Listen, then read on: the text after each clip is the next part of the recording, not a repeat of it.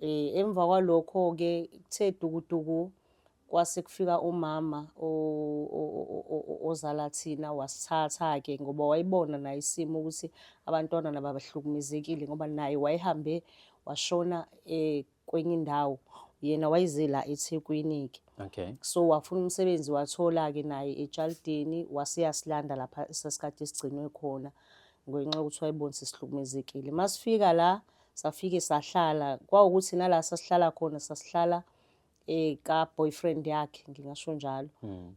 Nakhona kwawukuthi phela mase sibaningi akusazwakali kahle kanti naye usekhulelwe omunye umntwana walo baba lo. So nje sangahlala kahle kugogo wasesizamela ukuthi kuthengwe umuzi esizohlala kuwona, sasesihlala kuwona. Nje bese kwaba noshintsho-ke emva kwalokho uma wamuva wayohlala kwenye indawo futhi. Wayohlala kwenye indawo emva kwalokho sangabi sihle isimo kumina nogogo.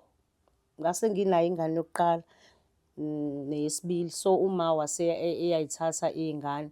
Kwangaba kuhle njena ngangokuthi bese ngihlukumezeka ekhaya, ugogo engicisha ukudla, kungasazi sekwenzekeni nje ekhaya yini esishintshile.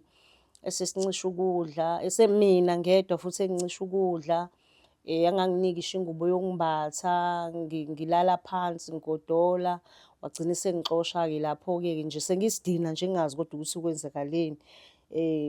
Ngingazi noma mhlampe umehluko ingoba mina ngangingasebenzi, omunye wayesenebhizinisi owayelama mina, wayesenebhizinisi alenzayo.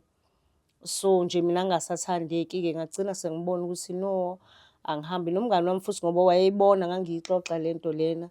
Wathi wayesewusisi-ke lowo mngani wami wathi yena, hhayi woza uzohlala kwaMdoli ngoba manje angazi ukuthi yindaba le eyenzakala lapha kini.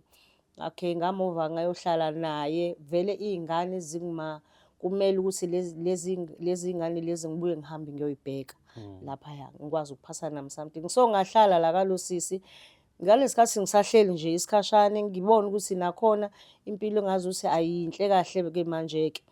Uyabo, ngoba nami u-boyfriend akasanginiki imali yokuthi ngifake phela nami la nokudla sekuyabhedala ekhaya. Ngiyabona naye ukuthi hhayi ngeke akasathandisisi kahle-ke ngoba nami akusangihambeli kahle ngaku boyfriend.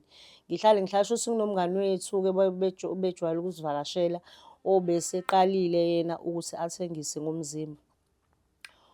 Ubejwayele ukuthi uma efika-ke afike enemali, afike nje athenge mhlampe utshwala, mhlampe into edliwayo ezisipesheli, kube mnandi nje uma kufike yena. Okay, ngagcina sengimbizela eceleni sengibuza ukuthi wena mfethu uyithathaphi imali? Wase eyangitshela ukuthi hhayi mina ngenza kanjena kanjena. Ngamchazela ukuthi nami ngidinga ukuthi lana kube khona engikufakayo and kufanele ngihambisele ney'ngane. No-boyfriend akade nginaye akasenzi lutho. Manje nje akusekuhle kwayilana-ke manje-ke angisazi ukuthi ngizokwenza kanjani. Kodwa ngiyakubona wena uhlezi u-right vele unemali, yabo.